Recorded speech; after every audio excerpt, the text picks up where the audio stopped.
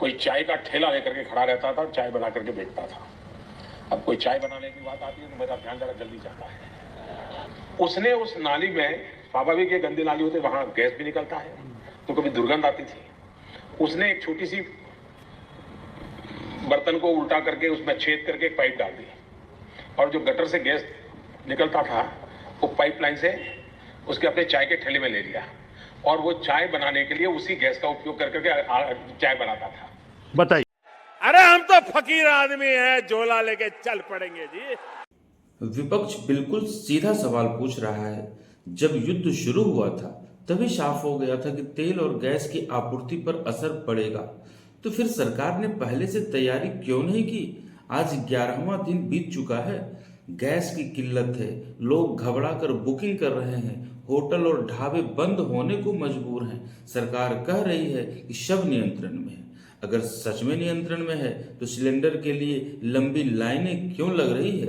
युद्ध Iran, Israel और America के बीच हो रही है, लेकिन असर हमारे यहाँ रसोई तक पहुंच गया है। यह वैश्विक संकट नहीं, यह साफ तौर पर योजना की विफलता है। इसी विषय पर डिबेट है, आइए सुनते हैं और समझने का प्रयास करते हैं। अफवाहें फैलानी चाहिए, आप किस तरफ है? एकजुट होने की तरफ है या अफवाहबाजी की तरफ है? देखिए हम तो प्रधानमंत्री जी के साथ, जब पाकिस्तान का पूरा मामला आया, माननीय अखिलेश यादव जी प्रधानमंत्री जी के साथ थे, एलओपी साहब राहुल गांधी जी प्रधानमंत्री के साथ थे, लेकिन प्रधानमंत्री ने जिस तरह से अमेरिका की नीतियों के सामने सरेंडर किया तो हमारे डिफरेंसेस आए। आप गैस की बात कर रहे हैं, 7 मार्च बीते हुए 2026 को सरकार ने 60 रुपया से 115 रुपया घरेलू गैस के दाम बढ़ाए और तकरीबन 115 रुपए कॉमर्शियल का दाम बढ़ाया। सरकार को कैसे प्रधानमंत्री जी कह रहे हैं कि दाम, मैंने कहा है पेट्रोलियम बढ़ाया ना जाए, अरे ऑलरेडी बढ़ गया। दूसरी बात यह है कि जब होर्डिंग नहीं हो रही है गैसेस की, जो बड़े बड़े गोदामों में भरी जा रही है, तो एस्मा कानून लगाने की जरूरत क्यों पड़ी है आपको? वो आपको इसलिए जरूरत पड़ी है कि हमारे लखनऊ में 1200, 1400, 1500 में ऑलरेडी घरेलू गैस का सिलेंडर बिकना शुरू हो गया। तो जो समस्या है कि आपने कहा कि अब रशिया से आप इंपोर्ट करोगे, और अमेरिका ने, शुभकामनाएं प्रधानमंत्री जी को, अमेरिका ने इजाजत दे दी 30 दिन की, लेकिन अमेरिका ने जो इजाजत दी है वो 30 दिनों की है। जो रशिया से इंपोर्ट होगा वो जहाज जो समंदर में है, 30 दिन के बाद क्या होगा? भारत की सरकार, आपका न्यूज 18 चैनल, देश के प्रतिष्ठित चैनलों ने बताया कि हमारे पास, कोई कह रहा है 1 हफ्ते का ऑयल का, गैस का भंडार है, कोई कह रहा है 15 दिन का है। 15 दिन के बाद हम क्या करेंगे? क्या वेनेजुएला वाला जो अमेरिका वाला तेल है, प्रधानमंत्री जी के यहाँ जो डील हुई है, वो किस डेट में आ रहा है? और नहीं आ रहा है तो क्यों नहीं आ रहा है? भारत की संसद में। ओके, 2.25 मिनट आपने बोला, ओके आप 2.5 मिनट बोला, 2.25 मिनट को जवाब दीजिए। जी शहजाद पूनावाला, आपकी बारी है। देखिए, क्या आपको लगता है कि आखिरकार पहले एक जानकारी आई कि जो स्टॉक है वो पर्याप्त है, कोई समस्या ही नहीं है, लेकिन अब उसके बाद हमने देखा एसेंशियल कमोडिटी एक्ट लगा दिया गया, तो कंफ्यूजन क्या सरकार में भी है? सरकार भी कंफ्यूज दिखाई दे रही है पूरे मैटर में? मैं केवल आपसे ये उम्मीद करूंगा कि जैसे हमने इनको ध्यानपूर्वक 2 मिनट के लिए सुना, मुझे भी पहले ओपनिंग कमेंट विदाउट इंटरप्शन मिले। आपका भी 1.5 मिनट। स्टार्टिंग करते हैं कि समाजवादी पार्टी ने बोला कि ये देश के साथ हमेशा कठिन परिस्थिति में रहते हैं। कोविड जैसी परिस्थिति आई, वैक्सीन 2 आत्मनिर्भर पहली बार भारत में उसी समय पर बनी जिस समय पर दुनिया में बन रही थी जी। समाजवादी पार्टी का ऑफिशियल बयान था कि इससे आप नपुंसक होते हैं, ये बीजेपी की वैक्सीन है। आज तक अगर अखिलेश यादव जी ने वो वैक्सीन ली है तो बता दे हमको फोटो दिखा के कि हाँ वो वैक्सीन ली है। ऑपरेशन सिंदूर हुआ, राहुल गांधी ने ऑफिशियली बोला, पृथ्वीराज चव्हाण ने बोला कि ऑपरेशन सिंदूर फेलियर है, जबकि पूरी दुनिया ने माना। डीजीएम और सेना ने बताया कि घर में घुसकर पाकिस्तान, एक न्यूक्लियर देश में, किस प्रकार से आतंकी बेस और मिलिट्री बेसिस को हमने तबाह कर दिया। ये देश के साथ खड़े होने की बात है। आखिरी उदाहरण देता हूं, ऑपरेशन सिंदूर पर कोई सवाल नहीं उठाया था, जिस पर माननीय अखिलेश यादव जी ने बोला कि जो कांग्रेस का topless, characterless, brainless, shameless act था, उसको हम कंडेम करते हैं। कल राहुल गांधी ने बोला है कि देखा काम कर दिया या इस समिट का।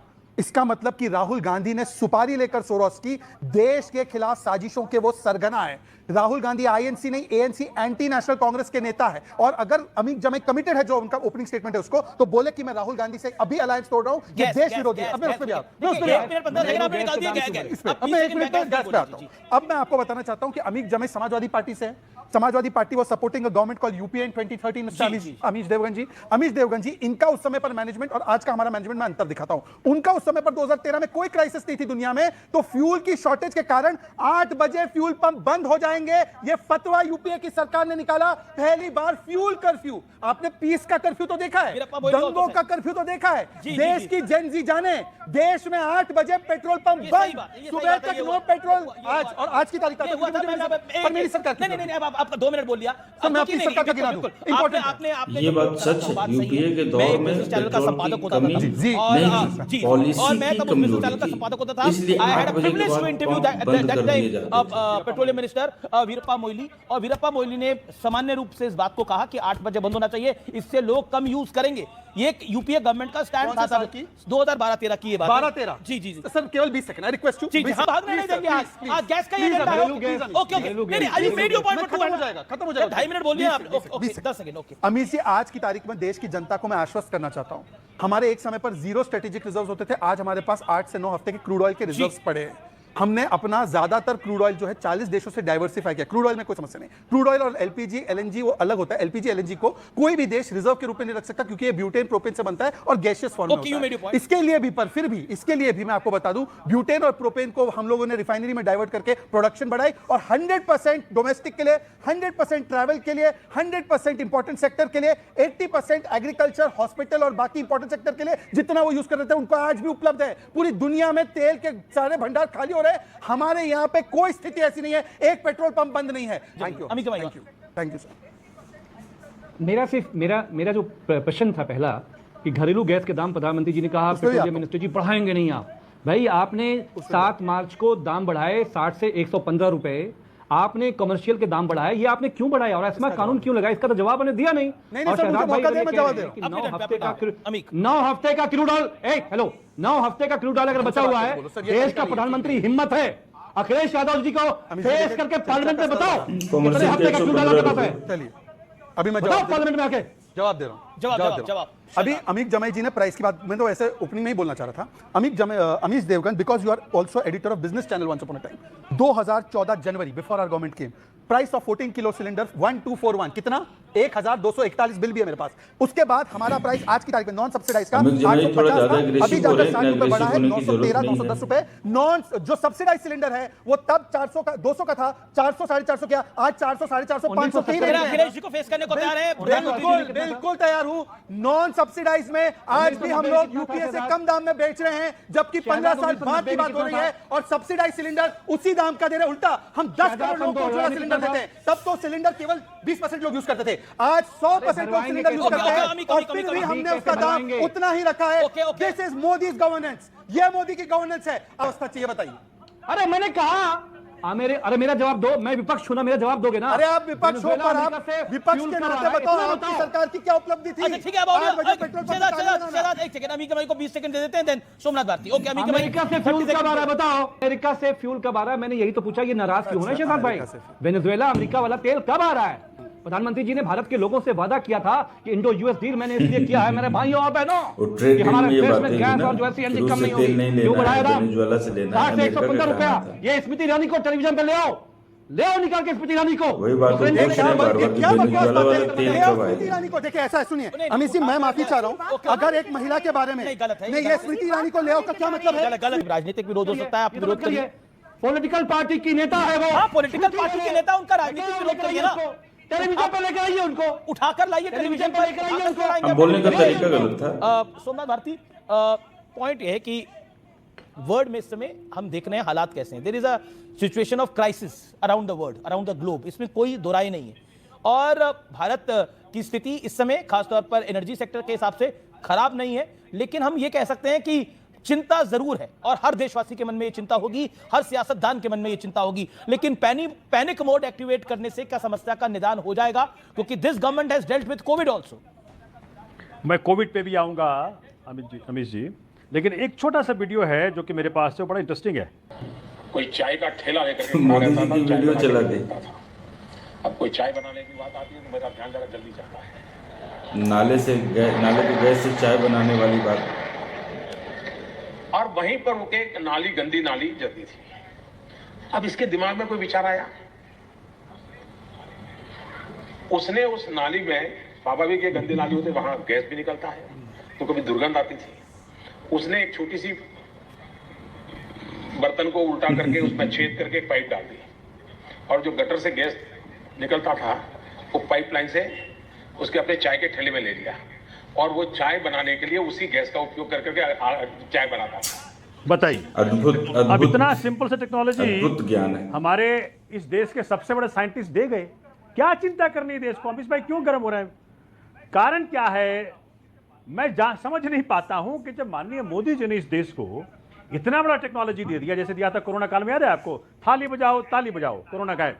तो अभी तो गैस के संकट चल रहे हैं, माननीय मोदी जी ने दे रखे हैं। इसी तरीके से गैस अगर निकल जाए तो संकट दूर हो जाए। देश को बताएं कि भाई शांत रहो, अपने पास सबसे बड़े साइंटिस्ट उपलब्ध हैं, गैस उपलब्ध करा देंगे, हर घर में नाली है, हर कॉलोनी में नाली है, तो आईआईटी वाले अब इस टेक्नोलॉजी के ऊपर काम करें और इसको घर घर उपलब्ध करा दें।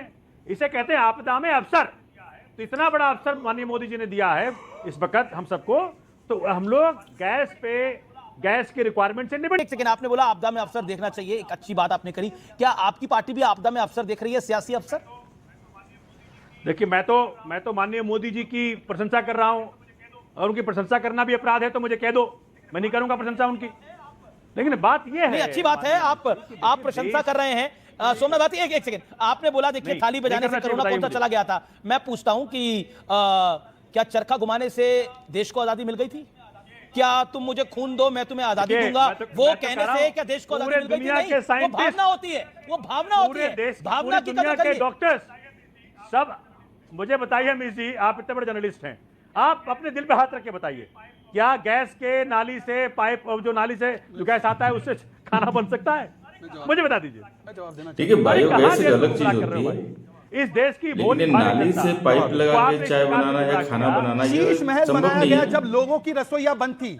अरविंद केजरीवाल जैसे निकम्मे और बेशरम मुख्यमंत्री आकर वर्चुअल कॉन्फ्रेंस में ध्यान देने के बदले पॉलिटिक्स करते थे और ऑक्सीजन की सप्लाई की कोई चिंता नहीं थी, वन पे वन की सप्लाई की चिंता थी। ऑक्सीजन तक का सप्लाई करने का काम केंद्र की सरकार ने किया दिल्ली की जनता को, ये हमको बता रहे हैं। पर मैं आपको बताना चाहता हूं, जो अभी मजाक उड़ा रहे थे ना, बायोगैस का कॉन्सेप्ट यही है। कॉन्सेप्ट है भैया, लेकिन और इस देश में मोदी जी जो बोले वो 150 से संभव ज्यादा नहीं है। बायोगैस प्लांट निर्मित किए गए हैं। जिसको साइंटिफिक नॉलेज ना हो वो आकर कुछ भी बोले। पर मेरा एक वाक्य का सवाल है, एक वाक्य मुझे भी तो बोलने दीजिए। मैं पूछना चाहता हूं कि मिस्टर सोमनाथ भारती से कि सोमनाथ भारती जी ये बता दीजिए केवल आप कि यूपीए की सरकार के खिलाफ थे ना आप, तो 2013 में तो पेट्रोल पंप बंद करवा रही थी, आप काहे कांग्रेस के चक्कर में? कांग्रेस ने आज बोल दिया कि एआई समिट को बर्बाद करने के लिए उस पर कोई स्टैंड नहीं है। मतलब कांग्रेस के पिछलग्गू की तरह आज सोमनाथ भारती काम कर रहे हैं, इसलिए कांग्रेस पर एक शब्द नहीं बोलना। आप बायोगैस कॉन्सेप्ट के खिलाफ है सोमनाथ भारती? आम आदमी पार्टी बायोगैस कॉन्सेप्ट के खिलाफ है, वो कहती है आम आदमी पार्टी के बायोगैस प्लांट को बंद करवा देगी। Kindly permit me equal amount of time. हां, इक्वल मोर देन, आपको ज्यादा टाइम मिला है, बोलिए।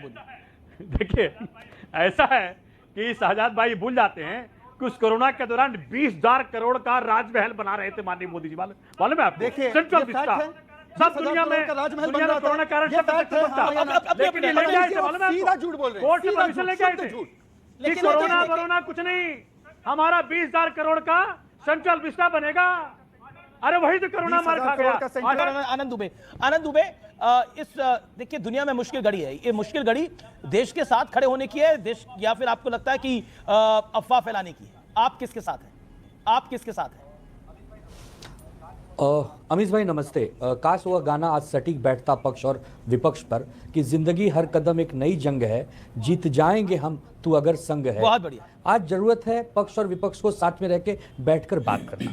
अगर देश की तरफ कोई विपत्ति बढ़ रही है और उसके प्रति चिंता जाहिर करनी हो तो हमें लगता है कि ये देशभक्ति है, और इसमें सरकार और विपक्ष दोनों यही चिंता जाहिर कर रहे हैं कि आज देश में तेल की कमी शायद न हो, आज गैस की कमी शायद न हो। लेकिन अगर ये युद्ध 2 महीना चल गया, 6 महीना चल गया, जैसे रशिया यूक्रेन का चल गया, वैसे अगर ये युद्ध लंबा चला तो जो तेल हम एक प्रकार से बाहर से लाते हैं, हम आयात करते हैं, हम गैस आयात करते हैं, कितना दिन हम कर पाएंगे? सब कुछ डिमांड और सप्लाई का खेल है। जैसे जैसे डिमांड बढ़ेगी, सप्लाई कम होती जाएगी, फिर वो जरूर एक दिन उपद्रव का रूप लेगी। वो रूप न ले पाए उसके लिए एक प्लानिंग होती है, एक योजना होती है, एक बैठक होती है। हम तो अमीश भाई यही कहेंगे कि देश को सबसे आगे रखना चाहिए। ये कोरोना से लेवल का तो संकट नहीं कहूंगा, लेकिन एक छोटा संकट तो जरूर देश के सामने आज खड़ा है, जिसपे पक्ष विपक्ष दोनों चिंता जाहिर कर रहे हैं, और चिंता जाहिर भी करनी चाहिए। लेकिन सरकार में बैठे लोगों को यह बिल्कुल न लगे कि सरकार की आलोचना करने का मतलब हम लोग देशद्रोही हैं। हम जो आनंद दुबे सलाह दे रहे हैं कि ये वक्त साथ खड़े होने का है, ये आप मानने को तैयार हैं या फिर आपका विरोध का लाल झंडा तैयार है?